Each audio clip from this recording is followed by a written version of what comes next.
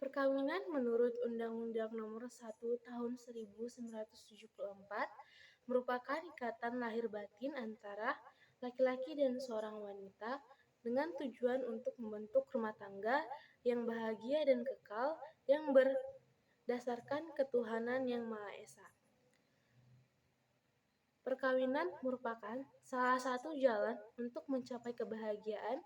Dengan adanya perkawinan, maka terbentuklah suatu rumah tangga. Supaya tercapai rumah tangga yang baik dan bahagia, maka suami istri harus menunaikan kewajiban masing-masing.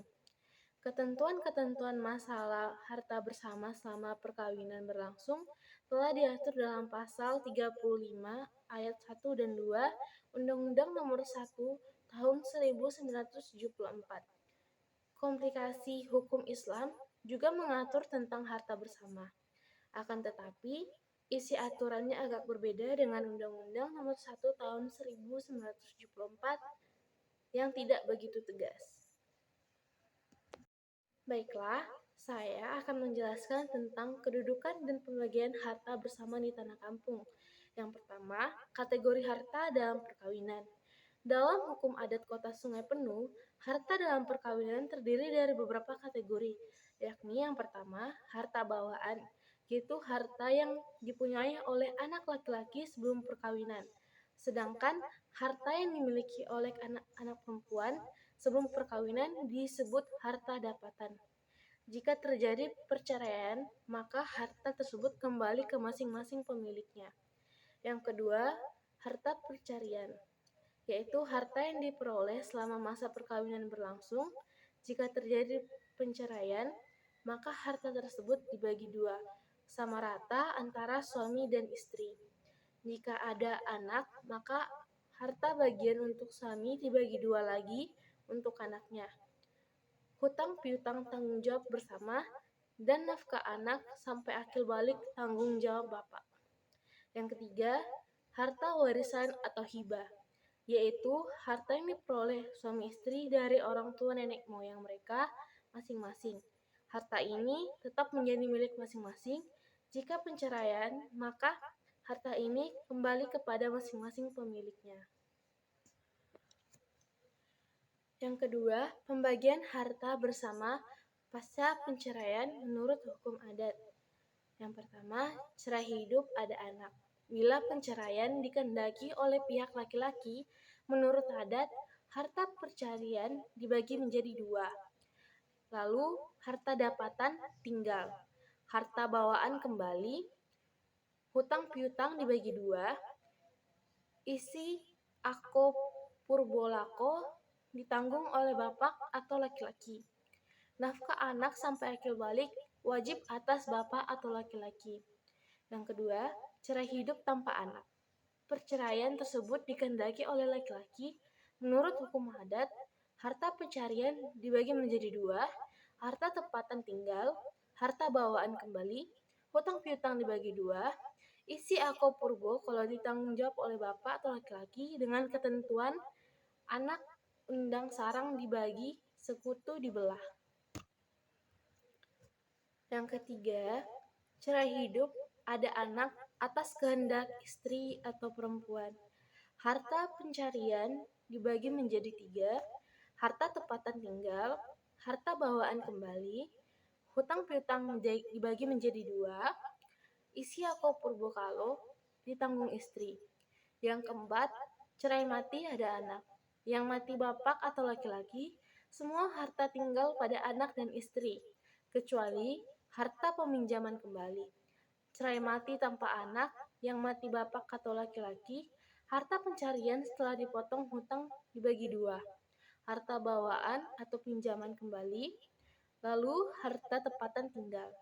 Yang kelima, cerai mati ada anak, yang mati istri. Harta pencarian setelah dipotong hutang tinggal jatuh pada anak dengan diawasi oleh tenggang anai dari yang bersangkutan. Harta tempatan tinggal, harta bawaan pinjam kembali. Lalu yang keenam, ada cerai mati tanpa anak, yang mati istri. Harta pencarian setelah dipotong hutang dibagi dua, lalu harta tempatan tinggal, dan harta bawaan atau pinjaman kembali. Lalu saya akan menjelaskan tentang praktek pembagian harta bersama akibat perceraian. Untuk melihat bagaimana proses pembagian harta bersama setelah perceraian di Kecamatan Tanah Kampung, para tokoh masyarakat, tokoh agama, dan tokoh adat diantaranya Bapak yang berinisial AJ berumur 56 tahun. Menurut beliau, hukum adat yang berlaku di Kecamatan Tanah Kampung dalam teori dibedakan dalam dua adat yang pokok, yaitu adat sebenar adat dan adat pusaka atau usang.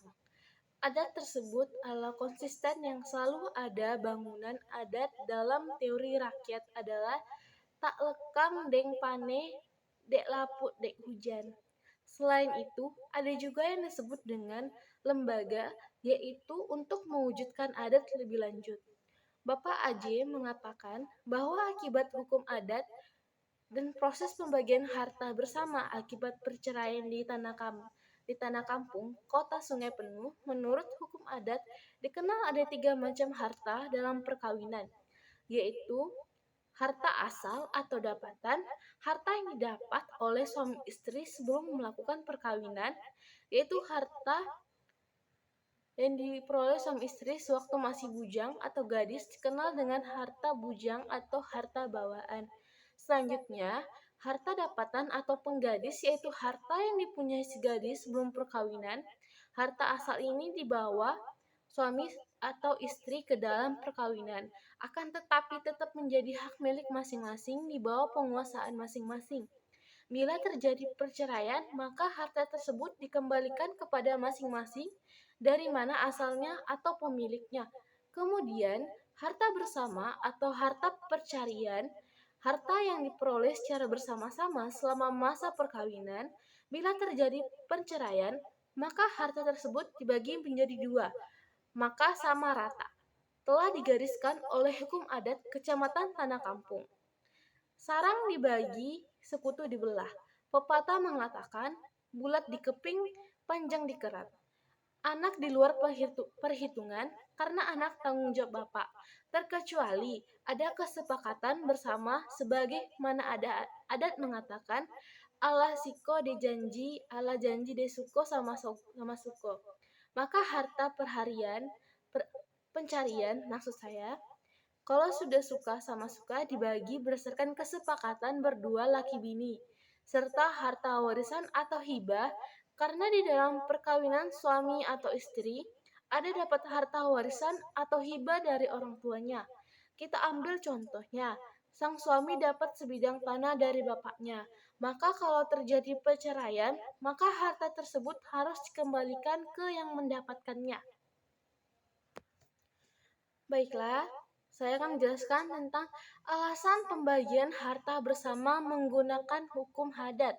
Jika dianalisis lebih jauh, ternyata faktor yang menyebabkan terjadinya kasus-kasus pembagian harta bersama di Kecamatan Tanah Kampung yang masih menggunakan hukum adat ketimbang hukum Islam yang tercantum dalam KHI adalah dikarenakan faktor sosiologis, waktu, dan ekonomi. Faktor sosiologisnya adalah masyarakat tanah kampung yang sudah melakukan pembagian harta bersama akibat perceraian, di sana tergolong masyarakat yang awam dengan hukum. Selanjutnya adalah waktu. Pertimbangan waktu penyelesaian perkara di pengadilan juga menyebabkan masyarakat tanah kampung enggan menyelesaikan penyelesaian lebih singkat dan kekeluargaan. Intinya lebih sederhana daripada penyelesaian di pengadilan. Kemudian alasan ekonomi. Hal ini menyangkut dengan pertimbangan biaya bila diperkarakan di pengadilan. Sehingga dengan demikian, kekhawatiran akan biaya yang banyak akan dikeluarkan, maka masyarakat tanah kampung lebih nyaman menggunakan sistem adat untuk menyelesaikan perkara mereka terkait pembagian harta bersama akibat perceraian. Lalu yang materi keempat adalah kendala dan upaya hukum dalam pembagian harta bersama. Yang pertama itu kendala yang ditemukan dalam pembagian harta bersama. Yang pertama, hambatan faktor internal. Menurut beberapa peneliti, perlu adanya hukum terhadap masyarakat dan para calon mempelai yang akan melangsungkan perkawinan mengenai hal-hal yang berkaitan dengan harta perkawinan, sehingga nantinya suami istri atau masyarakat mengetahui apa yang terjadi hak-haknya apabila di kemudian hari terjadi perceraian. Faktor ekonomi sering juga menjadi hambatan para pihak untuk melanggar, namun tidak mampu untuk membiayai sehingga tidak diselesaikan ke pengadilan dan kasusnya menjadi terbelangai. Yang kedua, hambatan faktor eksternal. Faktor benda atau objek atau harta gonogini yang disengketakan itu dibangun di atas tanah milik mertuanya. Mengenai objek yang berupa harta bersama yang dibangun di atas tanah mertua, maka penyelesaiannya harus diadakan musyawarah antara pihak keluarga atau tenganai dengan anak menantunya untuk mencapai kesepakatan. Apabila tidak terjadi kesepakatan lewat dapati ninik mama dan lembaga adat, juga ada objek yang disengketakan bendanya tidak ada lagi atau telah dijual oleh salah satu pihak. Yang kedua, upaya hukum yang dilakukan. Jika terjadi sengketa dalam pembagian harta bersama, maka diadakan penyelesaian dengan cara musyawarah dan mufakat. Dilakukan dengan lembaga adat yang dikenal dengan Seko Nantigo Takah, Lembago Nantigo Jinjing keempat Lembago Alam. Dimulai pada sidang tingkat tenganai atau lembaga dapur, sidang ninik mama atau lembaga karung, sidang depati atau lembaga adat, depati 4, lembaga adat kecamatan, lembaga adat kota, dan terakhir ke pengadilan agama. Yang kelima, pandangan KHI terhadap pembagian harta bersama. Konsep harta bersama dalam KHI dijelaskan secara rinci dalam bab 13 mulai dari pasal 85 sampai pasal 97. Dalam KHI dapat disimpulkan bahwa pada dasarnya keberadaan harta bersama tidak menutup kemungkinan adanya harta masing-masing. Bahkan lebih tegas dinyatakan bahwa pada dasarnya tidak ada pencampuran benda yang diakibatkan karena adanya perkawinan, dan ketentuan mengenai harta bersama ditentukan berdasarkan perjanjian. Apabila terjadi perselisihan, maka diselesaikan di pengadilan dalam komplikasi hukum Islam atau KHI. Pembagian yang dilakukan oleh masyarakat adat tanah kampung untuk beberapa kasus ada yang sesuai dan ada pula yang tidak sesuai dengan ketentuan yang ada.